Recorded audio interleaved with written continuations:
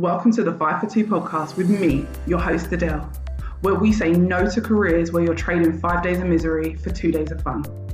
A place we discuss all things career, confidence, and money moves. I want to motivate, teach, and empower ambitious women to achieve more, earn more, feel more confident, and enjoy the work they do. It's all about believing you can have everything you want in your career and then going and getting it. So if you're ready, let's get into it. Hi everyone, welcome to another episode of 5 for 2 Careers. I am really excited because I have a guest who you all know because she has been here before. This is her third time on my podcast, but this conversation is going to be very different because you guys know I'm always talking about how to help you lot change career, upgrade career, make some more money. That's always the vibe. This is no different, but we're going to be talking about entrepreneurship, and we're going to be talking about when the career change that you're looking for out of the 9 to 5 is actually becoming an entrepreneur. And sometimes you know it and sometimes you don't. But today we're going to touch on what it's like to have a 9 to 5 and grow your business at the same time and how you make that shift. So I have got the lovely Abbie on the podcast with me today. Abbie used to be a career coach, but she is now exclusively a business and mindset coach, and she supports service-based business owners, women, as far as I know, exclusively working with women. Yeah, she's not in, so I'm right. And she helps them to actually grow their business while working a 9 to 5. She knows what it's like to have been there, and now she's helping other women get through it. I'm really excited about this episode, guys, because like I said, your career change isn't always into a new industry or into a new role. Sometimes what you're searching for is entrepreneurship. So welcome, Abbie. Hi, so happy to be back. Thank you for having me again. 3 times the charm. We had to make it a hat trick. Like, we love it here. Yes, it's always a vibe. So I'm super excited to kind of dive into everything that we're going to talk about today. It's going to be so good. Oh, amazing. Right. Well, I'm going to jump right in because I feel like it's such a good story to start with. Because obviously, like I said to everyone, Abbie used to be a career coach. Now she does business and mindset. I want to talk about how did you feel about changing your niche, and was it hard? So changing niche this time to business and mindset wasn't actually hard at all because I'd came to the decision so naturally. Like, it was just a natural realization. It was such a natural progression with what was going on with my own life as well. So changing niche wasn't actually hard itself. What was hard was what came after. But I was career coaching before, and I was career coaching because I was helping women transition into careers that they loved, because that's exactly what I had done. I'd found coaching, was super passionate about it, and I was like, this is it, this is what I want to do. And shifting to that from like my background, which is like psychology, mental health, care, all of that kind of stuff, shifting into entrepreneurships and coaching was a huge 180-degree flip. And it was scary, and that came with its own blocks and stuff. So that's exactly what I was helping other women to do, like get out of the jobs they hate and shift into what they were actually passionate about, because that's what resonated with me. It's what I knew how to do. But then I came to the realization that what I was actually doing was building my business alongside working full-time so that it could actually be my full-time thing. And I'd never made that distinction before. Like, I was just like, oh, I'm changing careers. No, what you were doing was building your business alongside working full-time so that you could finally make it your full-time job.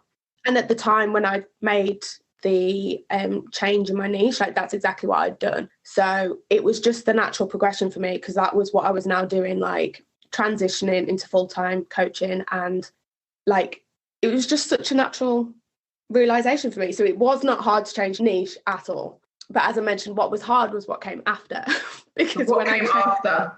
So what came after was, I changed niche. I never deleted any of my old content. I never created a new page. I just saw it as like the development of my coaching. So I never wanted to delete anything that led me to this, because it was all part of my journey. That's how I saw it. But, that came with me announcing it to my audience. I did a live of all new content. And then it was like, as soon as I changed niche, my engagement plummeted. Like, everything just kind of slowed down. And at the time, I like had a mini meltdown to my coach who I was working with at the time. And she was like, look, everyone's experiencing this on Instagram at the moment. Like everyone's engagement's down. Like I think Instagram at the start of the year just had a bit of a meltdown. But that creates stories, doesn't it? You know, I'm all about mindset. That just created stories in my head. I was like, God, my audience don't follow me for this. Like everyone was here for career coaching. Now nothing I talk about is relatable to them. Like no one cares. Like all these kind of stories that you create in your head that are absolute nonsense, making you think like, oh, was it the right decision? Should I have just stuck with career coaching? Like blah, blah, blah. And it was that was harder to manage than the actual change. But when I dropped all of that rubbish, because that's exactly what it was, and when I realized how passionate I was about sharing my journey, about like how I came to this, and you know all the stuff I know about how to do it whilst working full time, like yeah, I just stuck with it, and then it was all fine. It all worked out. That's such an important thing, because even if you're a woman listening to this episode right now and the career change you want isn't necessarily entrepreneurship, I feel like the point Abbie made was so important, that the actual change wasn't as hard as the stuff that came up in her head about the change, the story she told herself. I know for a fact when I speak to women and when I even change career, people care about like, what are people going to think if I don't do good in this job? Like you're worried about the judgment, the criticism. Oh my gosh, I've been doing the same thing for all this time. I know I'm good at this thing. What if I'm crap at the new thing? Like the story is what holds you back, not the actual thing. Like so many women come to me and I'm like, okay, so you want to change industry, right? We've done this, we've worked on your mindset, we've updated your CV, we've done the interview, you've gone to interview, you've got the offer. And then they'll get the offer and say to me, you know, now I don't want to start the job. And I'm like, what? We did all of this? Why wouldn't you want the job now? Like, you've got the pay rise, you've got everything. They're like, no, but what if I'm no good at the job? And I'm like, okay, but when you started your current job, you probably didn't have any idea what you was doing. You had to learn it at some point. But it's the stories. Our stories will literally keep us in the same place for 10 years, even when we're miserable.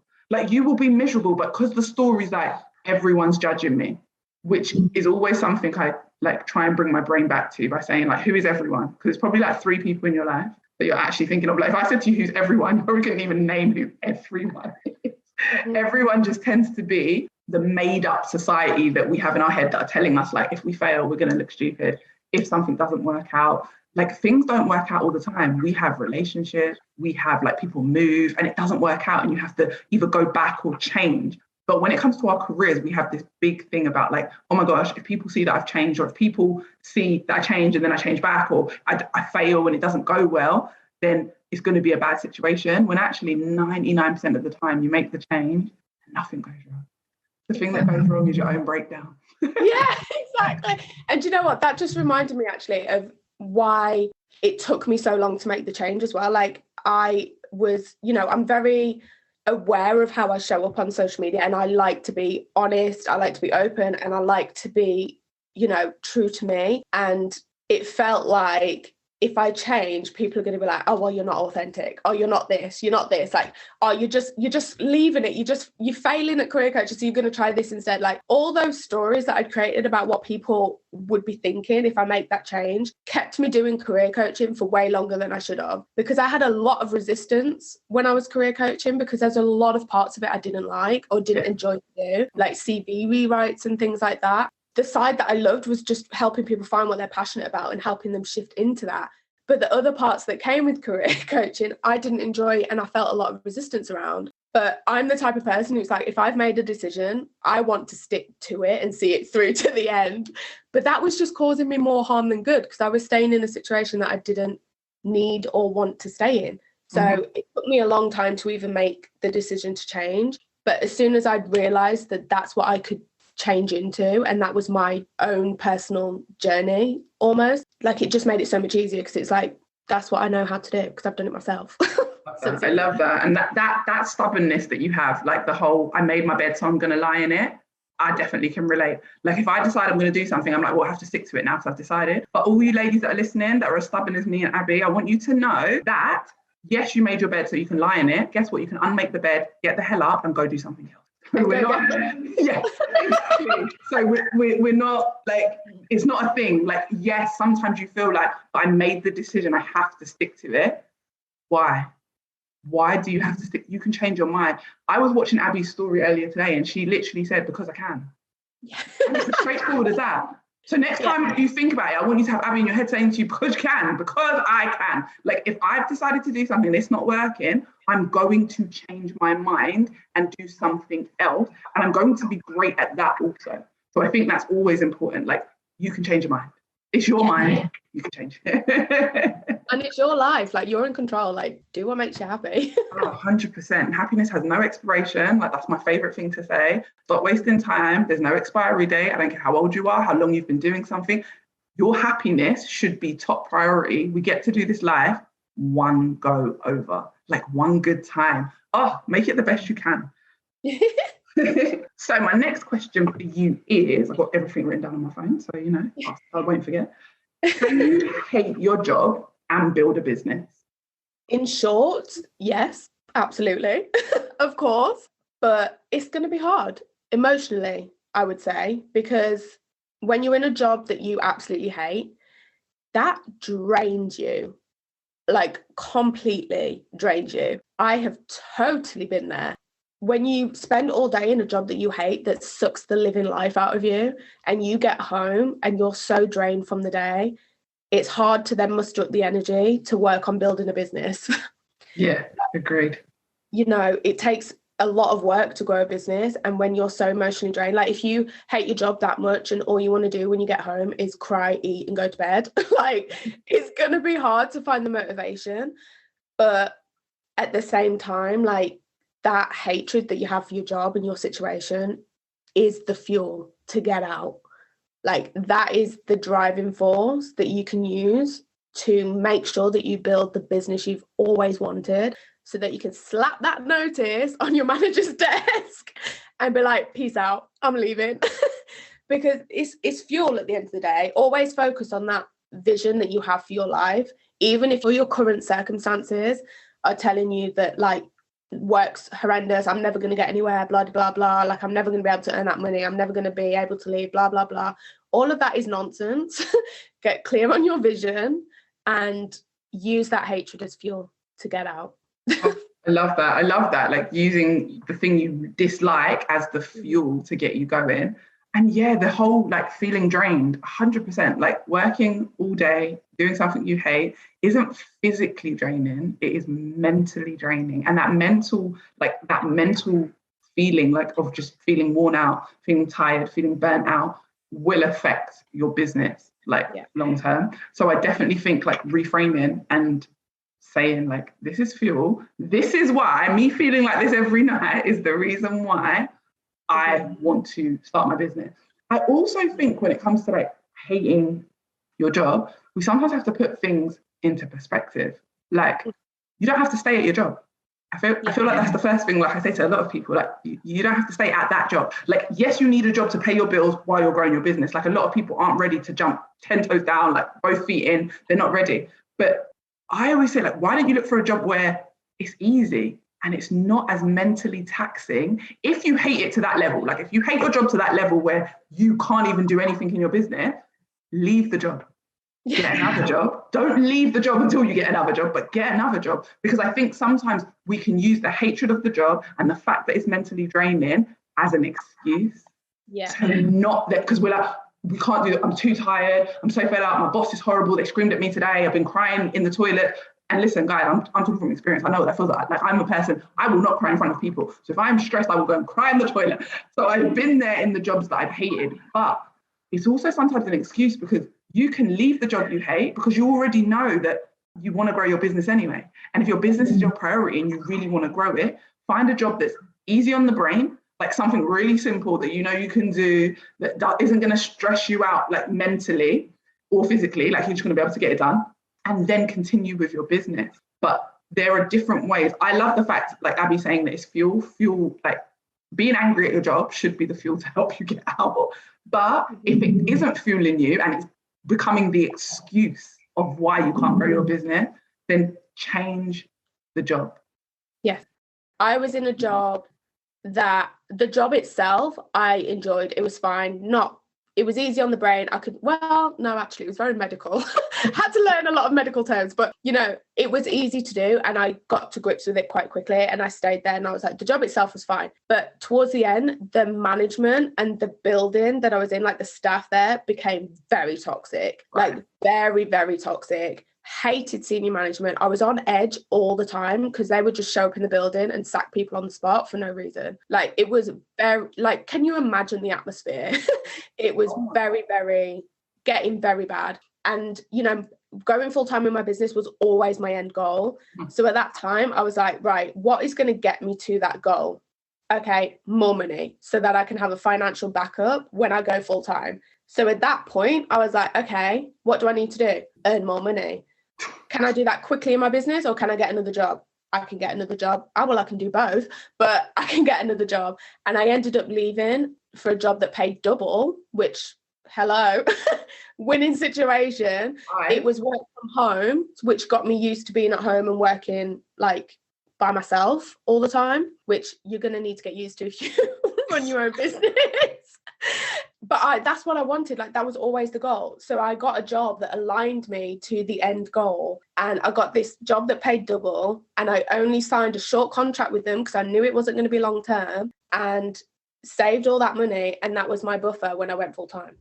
So I love that you shared that story, because our brains will tell us there's only two options. Make your business work right now so that you can leave the job that you hate.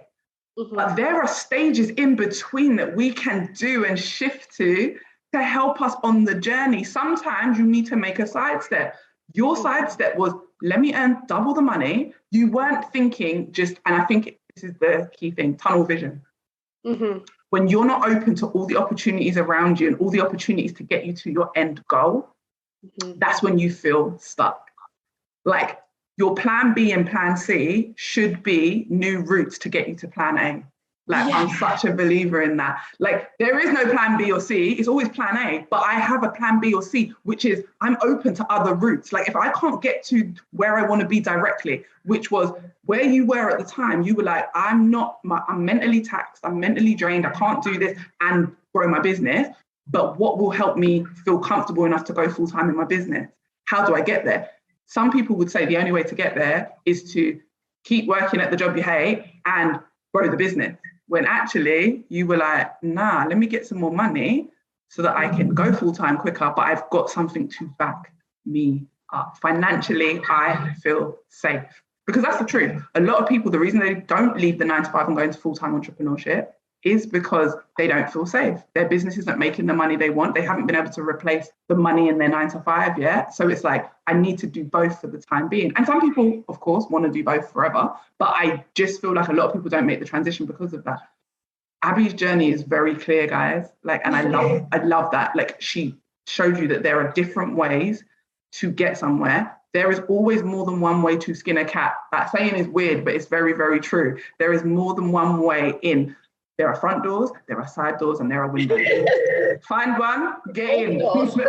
I tell you guys this all the time, even when it comes to your career, there is not one route to anything. I told you guys, like, the role I'm in now, that I shouldn't have ever been able to get into HR and manage HR teams without having my degree. I do not till this day have a CIPD. But the truth is, everyone would tell me that it wasn't possible. 14 years later, here I am. The truth is, there is more than one way to anything that you want, but you've got to be willing to, like, take a step back and be like, okay, I can't have it all right now, but what part of it can I find to get me there? What's a small portion of it that I can do right now to get me closer to the goal? So I love that you said that, because that's also a shift in perspective. You have to shift your perspective. If you hate your job, you have to start thinking in different ways. You have to think about, like, firstly, if you drive, if you have a house, any of these things, if you pay a mortgage, your job pays that. Whether you like it or not, your job currently pays that. Find the good things. And I get it. If you don't like your job, you don't like your job. But think about the things that your job is helping you do. If you've just been on holiday, like a lot of us have just been on holiday, it was just August, a lot of us were out of the country. Did your job pay for that? Amazing. Like, my coach says, she says this all the time, which I love. And she basically says, your job doesn't promise you anything but a paycheck. They don't promise you, like, that your boss is going to be nice or any of those things. If you want those things, you have to go out and look for those companies and look for those jobs. But while you're there, think of your job as just the place, just the stop-off gap while you get to the job that you like, while you get to entrepreneurship, while you get to growing your business. That's just something you do on the side. I even say to people, even if your 9 to 5 is your full-time job, start thinking of it as your part-time job. Yeah. And the reason I say that is it's a perspective. Start thinking like, oh, this is just what I do on the side. This is my side job, because my actual job is like coaching, or my actual job is my hair salon, or like, whatever it is, like I do online tutorials, whatever it is that you do as a service-based business owner. I want you to just be like, my 9 to 5 is my side job. If your goal is to go full-time you need to start thinking like, oh, this is just my side job. So I don't need to like it, because it's just something I'm doing on the side to fund me so that I can get my business up and running. And I feel like that shift, that perspective will give you like the... I just called to say as well, like something I just feel really called to mention. If you're in a job that's not paying well enough and you're struggling to save for that financial buffer, like if you want to feel safe in your finances, that's what a job does, doesn't it? Because regardless of whether you've been busy at work or not busy at work, you get paid. It's not like that in entrepreneurship. Mm-hmm. And I think that's what a lot of people get a lot of feelings and emotions about, like they're scared to not have that financial security. Mm-hmm. But if you're in a job that's not paying well and you know that the next step you need to do what I did and get a higher paying job so that you can, if you're already having resistance around applying for those jobs that are higher paid, girl, you got to get to work on your money mindset, because you want to be earning more in your business and you want to be earning the big amounts every month, but you don't even want to apply for a job that's 35k. Like, what's going on there? You need to get used. You need to get used to be having more money, handling more money, being safe around more money. You need to really do that work, because if you feel like, oh, I'm not qualified enough, I'm not this enough, oh, I can never earn that much, like blah, blah, blah. What if all that's coming up for you, even if it's just applying for a higher paid job, how are you going to manage more money in your business? Like, you need to get the two together. How you do one thing is how you do everything. If you can't figure it out in your 9 to 5 and you're scared to get more money and get higher paying roles, guess what? Your business is going to be the same. You're going to move from struggle 9 to 5 to struggle business because you have money mindset issues. Yes. Yeah. See, this is why I have Abbie on my podcast. This is why I've only done like 25 or 26 episodes and Abbie's been on 3 of them, because she is going to speak and you are going to hear some gems every time she is on here. Oh, I love it. Round of applause. Right. So next question I wanted to ask you was, how do you find time for both? Because a lot of women who are trying to do both right now, they're like, everything you've just said, Abbie, is great. Love what you've shared. I don't have the time to do both. Mm-hmm. Well, I just feel called to say that, I don't have kids. So just throwing that out there for context, because I see a lot of women killing it in business with their kids and doing it all. And I'm like, damn, how is she doing that? And they've got kids. So I just want to say, all the mamas who are doing this, like, hats off to you. You're incredible. But for context, I don't. But when I was doing both, the things that really helped me was organization and like planning and consistency. And I say consistency with the caveat that it's whatever's consistent for you. Because if someone starts telling you that you need to like show up 5 days a week or get up at 5 a.m. every day to be successful, like, yeah, the wide eyes like that Adele's doing, like, yeah, it ain't happening. Like, if you can't commit to the things that they say you need to do or should do for business, like, it's all rubbish, right? Find what works for you and do that consistently. So yeah, for me, organization and planning. I'm not the type of person who can plan everything down to a T. Like, I know some people who can plan like a month's worth of content, write every caption, have it all in a calendar, everything's ready to go. Amazing. Send me the details where I can get that kind of organization skill from. That's not me. But what I'd like to do is what I like to do when I was doing both is have an idea of what posts are going out when I'm going to show up on stories, things like that. And this is all going towards like social media for your business, I guess. And all the back end stuff that needed to be doing, I'd be like, okay, say I finish at 5, I get home at 6. I know that I need at least half an hour to an hour of me time before I crack on with anything. Like, I need that chill time, and I know that about myself. So then I know that I can plan like 7 till 9, like all the other things that I need to do for my business. Like plan it into your calendar and be strict with it. Get organized. Just plan what needs to be done when. Another thing that really helped me was like batching tasks together. So way back in 2018 when I started, you know, I wasn't driving at the time, so I was on the bus commuting every day. So if I'm commuting, I can match that time with listening to podcasts, books, learning, trainings, replying to DMs, replying to comments, writing captions. On my lunch break, I can be doing the same things there, checking emails, responding, doing all that kind of stuff. And there's a lot you can do for your business from your phone. So use that time wisely and kind of match things together when you've got a chance, like during the day. Just like, pair tasks together and really utilize your time. And then with the consistency, if you do have a business where you do need to be on social media and showing up consistently, you know, have a plan of the message that you want to tell people, like your offers, how often you're going to share them, how often you're going to show up. But it has to be in a way that works for you. Otherwise, you're going to burn yourself out and get too overwhelmed. So it has to be what works for your calendar and your work schedule.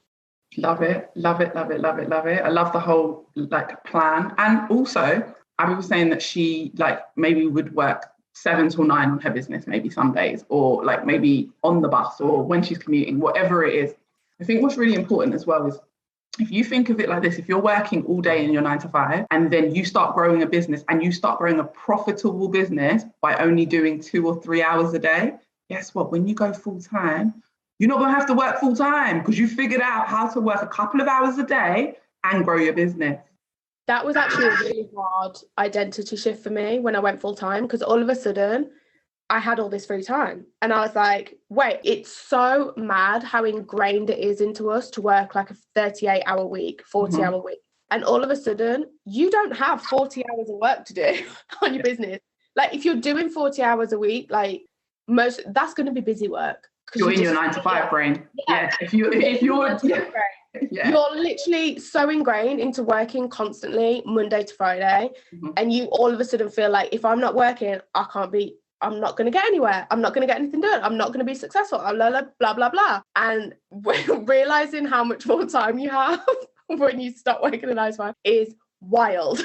And if you can really get used to those, say you work 2 hours an evening or 3 hours an evening and a couple of weekends, if you can learn how to keep those 2 hours of highly focused work, so you're really moving your business forward in those 2 hours, like you're not doing busy work, like deciding on a font for 3 hours, like you're really doing the tasks that are going to move your business forward. Like imagine how much more free time you're going to have when you finally get to do it full time. Like it's going to be mad.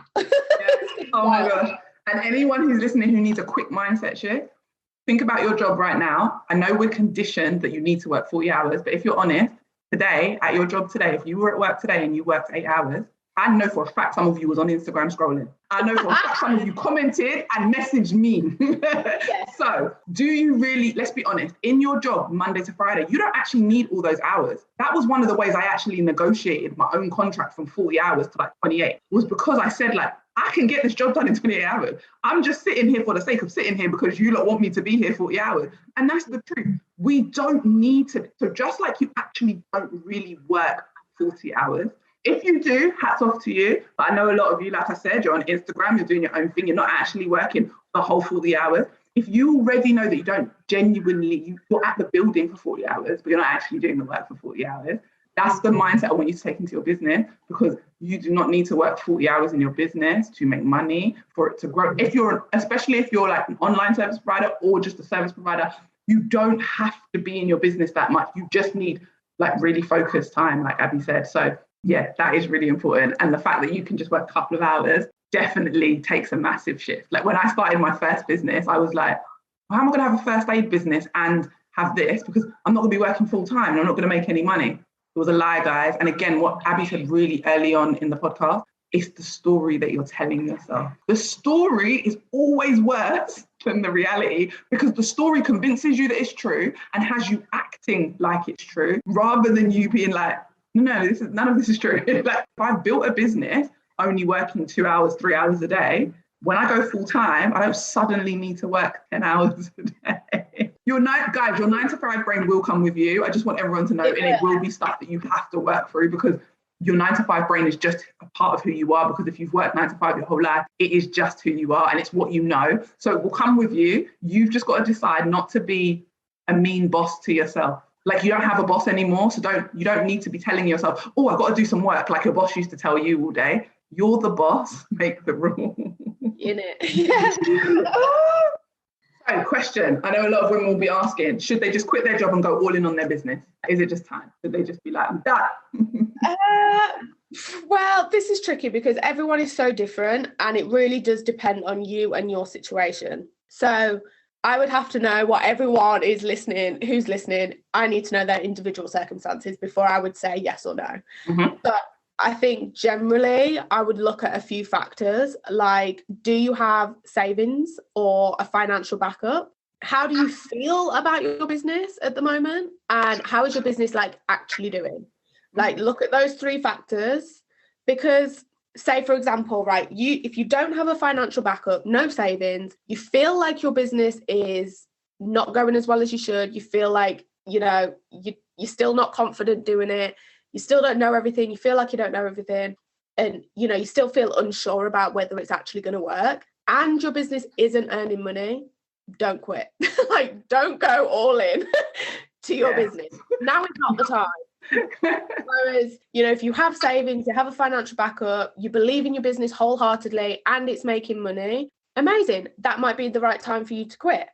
But then equally, another example is like, you might not have any savings, but you completely trust that you will be okay when you quit and you fully believe in your business. It's making some money, but you know that if you went all in, you would have the time to really grow it and really, bring in more income.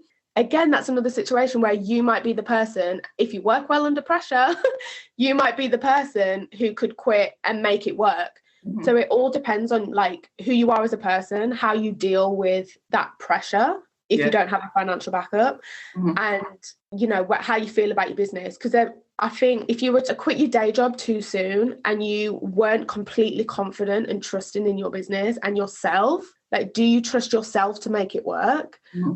Like, it's going to be hard. And then that pressure is going to have you quickly thinking, I need to go back to a job. Like, I need that security to go back to a job. And you'll be back in a job before you've like either made it a couple of months into your business. 100%. And then that's going to create more stories. Like, I failed when I tried to go full time last time, like, and then it'll just keep perpetuating the cycle. So really, really look at your personal scenario and your situation, your circumstances, and assess what's right for you. If you need to work like a couple more months, like, it's not the end of the world. You're still going to be focused on what's going to get you to that end goal. Like we said, like, it's no harm, and there's no harm in getting another job until you can go full time. And I like that you said that part. There is no harm in getting another. Like, if you go full time, it doesn't work. There's no harm in getting another job. If you need to change, like, there are no rules when it comes to this. But I'm on the same lines as you. Don't quit your job too early. Don't quit your job too soon. If you don't have the financial backing and you don't believe that you're going to make it work, because the problem is a lot of people will be like, well, if I had more time, I'll be able to make this business work. So I'm going to quit my job. But then I'll say to them, okay, but if you've been working on your business for the last 6 months, 2-3 hours a day, and you've made 0 money, all that's going to happen is you're now going to have 9 hours a day to make. And you're going to have more time in the day to create stories about why you're not making money. Exactly. So actually, like Abbie said, it's individual cases, but you do have to look at the overall picture.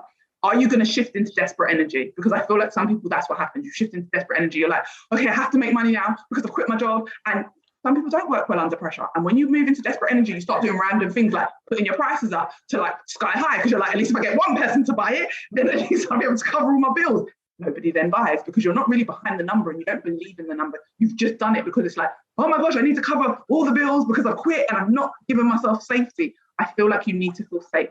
And safety is different for everyone. For some people, money is safety. For some people, working under pressure is they need to put themselves under pressure to perform. That's what gives them safety. So I feel like the answer to that question will always be, do you feel safe to make the decision to quit? Because if you're going to quit and not feel safe within like 3 weeks of you quitting or within a day of you quitting, I'm going to need you to stay at your job and figure out, like we said earlier, figure out a side door or a window to go into and not try to go tunnel vision the only way that you've been told to do things. Like, I feel like that's really important. Yeah, and I think don't get sucked into people's stories online about as well. You know, you hear those people who like, oh, I quit my job and I went to 6 figures in my first year and I quit my job with nothing lined up and blah, blah, blah, blah. Like, you don't know the full story. You don't know if it then took them 6 months of bashing credit cards and getting into debt before it finally worked to their business. Like, you never know what someone's full story is. Yeah. And you know, a lot of it is going to come down to money at the end of the day, because once you've lost that security of at the end of every month, there is money coming into your account, whether you've worked or not, like whether you've scrolled Instagram all day at work for 8 hours or actually done your job, you know, like you're getting paid every single month. And I think that's also another thing from your 9-to-5 brain that comes into entrepreneurship. Like when you lose that security of being paid, like every month, that one time every month, like that can feel really scary. But an opportunity for you here to kind of shift this perspective is start believing in the fact that you can get paid any day of the week at any point of the month, because that's what entrepreneurship is. You can get paid on a random Wednesday afternoon by a new client. You know, there are so many more opportunities and ways that you can be paid. It's not just dependent on one day at the end of every month. Like, there's just so much more to life than that. So, like, you know, you can get paid in so many different ways. And if you don't feel safe to receive that, if you don't feel like that's even possible for you, stay in your job, do the mindset work, do the money mindset work until it's like a done deal. You're like, yeah, I'm going to make it. Everything's flowing to me easily. Then do it. Love it. So what would you say, and I know we've covered quite a few of them already, but what are some of the problematic or the most common mindset issues that hold women back when they've got a 9-to-5 and are trying to grow their business? So the two main ones that came to mind for me that I see a lot, and I think these two are like the root that stem a lot of other mindset issues and problematic issues, but I think it all comes down to the two main ones, which is what if it doesn't work, which is fear. Let's just rule that as fear that it won't work out. And the second one is what if I'm not good enough? Like, what if I'm not good enough to own a business, be a businesswoman? Like, what if I'm not good enough to manage my money? And a lot of people have fears around like what it means to be self-employed. So like because they don't know how to do their own tax returns, or they don't know how to manage expenses, they don't know how to register as self-employed, or, you know, all those kind of other businessy bits that they've never had to do before, that can be a huge block. And they're like, I don't know how to do that, so I'm not going to. Like, yeah. You know, all of that, all the fears around what you don't know can creep in and keep you stuck and keep you treating your side hustle as just a hobby, because it's scary to think about what if I went full time and it didn't work out? What if I went full time and had to go back to my job and have like my head hung in shame when I have to walk back into the office? You know, like something like that. Like all these fears around what if I don't make the money. And if you're in a service-based business as well, there can be a lot of fears of like, yes, what if I don't get the clients, but also what if I can't get my clients' results? What if I have a client come to work with me and they hate it? What if they want a refund? Like, what if they hate me? Like, you know, all these stories again that can come up and cause mindset blocks, which then then play into the actions that you take. Like, they're two big ones. It's always going to be fears and what if I'm not good enough? Yeah. And I feel like even when you're telling yourself other stories, the underlying will always come back to those two things. Yeah. What if I'm not good enough? And what if it all goes to shit? that's people are always scared, like, what if it all goes wrong? But I think we all have to remind ourselves that 9-to-5 can go wrong just like business can go wrong. Like, you can lose your job, companies can go under. I think something that we don't ever put into perspective when we're in a 9-to-5 is that your 9-to-5 job is a business. I want people to really just take a minute and think, because people are always like, business is so scary, it's so uncertain, you could start your business and fail. And people will tell you that, not just you telling yourself that, but people will tell you that. You do know that your 9-to-5 is a business and it can fail. And I feel like that's a big mindset shift. I know for me, that was a huge mindset shift on my journey. I was like, wait, because once you get to like manager, senior management, director level, you're seeing the ins and outs of the business. So I see business at a level where I'm like, I work for a company, but it's a business. that can fail. And if it fails, we all lose our jobs. So as much as we're very much like, oh, your 9 to 5 is guaranteed, you work for a business. The business 9 to 5 is still working for somebody who's an entrepreneur. I know that sounds really weird, but if you can connect the dots in your brain and be like, most businesses are run by someone highest up. Like Richard Branson owns Virgin. And yes, you might have shareholders and all these other things, but someone owns the business. So someone is the entrepreneur or the mind behind the business. If the business fails for whatever reason, everyone loses their job. So you are just as safe in a 9 to 5 as you are in a business, just based on your effort, just based on what's going on in the world, what's based everything else. But I just think that shift is really important. It is a huge one. And I think for me, I had those same kind of thoughts, like, yeah, business isn't as secure, or, all of those kind of feelings. But then I always remind myself of when I was in that job where senior management would show up and sack people. And it was like that anxiety every day at work. Like, I never felt secure in that job because jobs were threatened. That environment that they created made me feel not secure in that job. Yes, I had a 9 to 5 that paid every month, but I did not feel secure because, any day they could come in and sack people. And that anxiety, I do not miss. And I've never had that anxious feeling in my business, let me tell you. Like, I never wake up on a Monday and dread doing the work that I do now. Yeah. Whereas you can have that in your 9 to 5. So really, you have to kind of look at it like, if you're waking up anxious every day to go to work, that's not security. That's not safe. Like, your nervous system is not safe. Like, your nervous system is like going to be wrecked when you leave that job because you're going to carry that anxiety with you. But at the end of the day, when you're in your business, no one's going to fire you because it's you. Like, and it's down to you to make it work. And if you trust yourself that you can do that, that's going to be better than staying in a job that doesn't make you feel secure. Oh, I love it. Oh, thank you so much for joining me. This has been great. I've got one last question, and this is more about some tips that you can give anyone who's listening right now who currently is doing a 9 to 5 and has a side hustle, or is thinking about a side hustle, or is trying to grow a side hustle. What are 3 tips that you would give them now to make their current situation easier? So my first tip would be, sounds generic, but get clear on what you actually want. Like, what is your end goal here with the side hustle or the business? And I say this because so many people just start a side hustle, start a business or a side hustle, and are just winging it. They have no real idea of what their end goal is. Like, they're just like, oh yeah, I just do this thing on the side, like, and maybe don't treat it as seriously, which is fine if you want it to stay as a side hustle and it's just a thing that you do on the side that you enjoy. Amazing. But if your end goal is to be able to do that full time, get clear on what it is you want. And when do you want it by?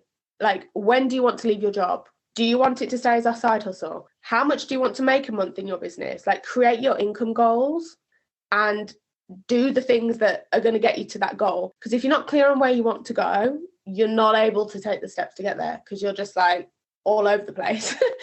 So if you get clear on what it is that you want, you can then take the action steps that are going to get you there. Like, if you know that you want to be out of your job and full-time in your business, like in a year's time, okay, what are the steps to get there? How much money do you need to make in your business a month to feel safe enough to go full-time? Like, and also, like, get clear on when or how long your notice period is at work. Because so many people are like, oh, yes, I'm ready to go full-time in my business. And then they hand their notice in and they've got to work 3 more months. Or like, like, some notice periods are long. So you might be ready and then realise, oh, I've got to work another 3 months. Unless you do just quit one day and never see them again. But, like, if you want to do it by the book, kind of, you're going to have to get clear on all these details because they're going to factor into your decision-making and the action steps that you take. So get clear on what it is that you want so that you can make it happen and get to where you want to be. My second tip would be around the organisation and get planning. Like I just said, once you're clear on what you want, get organised and create a plan to make it happen. So if you're in your business as well, what makes it easier is automate what you can, because when you're in your 9 to 5, if you've automated certain things, like you can have payments rolling in whilst you're in your day job, you can have clients booking in calls with you whilst you're at your job, like get things automated and set up so that it's easier for you to kind of have things happening without you actually physically working on it. Because when you're in a 9 to 5, like that's going to be the best thing that you can do. Like I remember when I first had my first call booked when I was at work, and I ran to the toilet. So I was like, oh my God, it's happening. It's happening. Like I was so excited to get home and do that call, because I was like, oh my God, it's finally happening. So get the things set up, like links, payments, payment plans, anything like that, sales pages, websites, or like, depending on what business you're in, you don't need a website, but anything like that. If you are on social media for your business, get your content planned, when it's going out and when. Like the more that you can get ahead of and organized takes the overwhelm out of it, and takes the stress of having to do a million things every day. Like if you just take a step back, organize everything, get it planned, it really does make it easier when you're balancing both. Trust me. And then my third tip would be, I'm sure you can guess, do the mindset work, please. Do it whilst you're in your 9 to 5, please. Obviously, you know, anyone who follows me knows that I talk about mindset all the time. Please, the sooner you start removing all those stories, limiting beliefs, everything that's telling you that it's scary to go full-time in my business. What if I can't do it? What if I'm never successful? Like, anything at all that is coming up for you, especially if you're on social media, like, oh, I'm scared to show up in case people think I'm weird. Oh, I can't talk like that on stories because I have a weird accent. Like anything at all, like, oh, I could never do reels because I'm not that confident. Like all of that needs to go. And the sooner you can work on removing that and transforming your mindset whilst you're still in your 9 to 5, the more, or like the easier you're going to find the transition when you go full time. Because if you go full time without doing any of that mindset work, you're going to be hit with fears, doubts, limiting beliefs, and they're going to hit you like a ton of bricks. So get it together before, do the work. Even if you can just dedicate 30 minutes a day to journaling or whatever practice that you like to do for your mindset, anything at all. Start listening to the motivational podcasts, the business books. Like, just do anything for your personal development whilst you're still balancing both, because it is going to so benefit you in the long run. Get it together. Do that. Right there is where we're ending it. The mindset work will get you the money, guys. Okay? So yeah. It's simple as that. You want the money, you want the good business, do the mindset work. Yes. Get your brain on board before it's actually happening. You have to get your brain on board first. Right. Look, this is where we're going to end the podcast, because I feel like that's such a good place to go out on. I want to thank Abbie again for joining me. I know this episode has been a little bit of a different one because we were talking about entrepreneurship and we're talking about sort of side hustles. But guys, I know so many of you, it's been a thought. It is a thought. You're currently doing it. You're scared. You're not sure. Abbie, let people know where they can find you. It will also be in the show notes, guys. But Abbie, share with people, where can they find you? They can find me on Instagram, AJCoaching_. And yeah, my DMs are always open. Feel free to message me. Let us know how you found the podcast. I hope everyone found it useful and got some golden nuggets out of here. But yeah, on Instagram is where the best place you can find me. Thank you so much again, guys. This has been such a good episode. I feel like you need to download it and listen to it like 3 or 4 times so that you can get it to sink in. All the mindset gems, all the shifts, just all the perspectives. It is totally possible to have a 9 to 5 and grow a successful, profitable service-based business. Okay, you do not need all the hours in the world. And Abbie's told you a good few ways that you can get started. So yeah, thank you again, Abbie. Thank you guys for listening as always. If you want more details of my services, guys, you know where I am at Coach Adele T. Follow me on Instagram, just like Abbie said. DMs are always open. And we will see you again. Well, I will see you again on another episode. Yes, thanks for having me. Bye. I hope this episode gave you exactly what you needed and motivated you to confidently take steps towards your next career move. If you enjoyed it, screenshot and share it on your socials, tag me on Instagram, and come join my community of amazing women working on leveling up their confidence and career. Thanks for listening, and see you next time.